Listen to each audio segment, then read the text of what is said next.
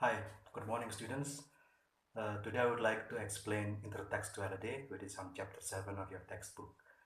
So intertextuality is simply defined as the relationship between texts. So you can imagine that you read a comic or a novel and then you write a summary about it. Now the summary and the original text or the original novel is an intertextuality relationship because the summary could not have been written without you reading the novel or reading the text. So the summary and the original novel is in intertextuality. It's a case of intertextuality. Another simple example would be my PowerPoint. If you are familiar with my PowerPoint, um, actually the PowerPoint slides, the writing on the PowerPoint slides are taken from my book, right? My textbook. So I read the book and then I transfer the content of the book onto the PowerPoint. And that's why we can say that the PowerPoint slides is in intertextuality relationship with the original textbook.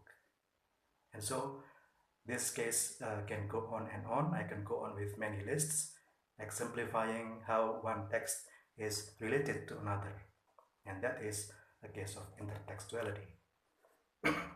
So when it comes to newspaper, or when you read newspaper, actually it is a case of intertextuality as well, because the reporters wrote the content of the news based on what he saw, based on what he read before.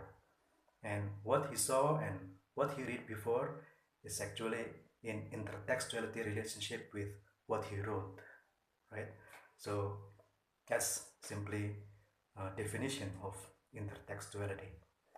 Now, another concept that I would like you to know is NRSA. That's a Narrative Report Speech Act. So it goes like this. If I say, um, I want meatballs, I want meatballs, yeah. And then in direct speech, this can be translated into Patrice wanted meatballs, right? But once it gets into NRSA, then things can be quite different. The one who wrote the NRSA or who uses NRSA to report my speech would say something like, or would write something like, Patricius did not like pizza and instead he preferred meatballs. Now, of course, that's different from my original saying, my original utterance. I simply said, I like meatballs or I want meatballs. I never said that I do not want pizza, right?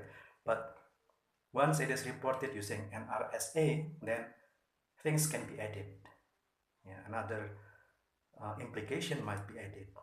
And the NRSA that I just talked about added this sentence. Patricius wanted meatballs and he avoided pizza. And of course, one who reads the last sentence would have a different imagination, would have a different opinion, would have a different impression about me. Yeah, so that's NRSA. So that's it, my short lecture about intertextuality and NRSA. Hopefully you can benefit from it when you read the textbooks. Good luck.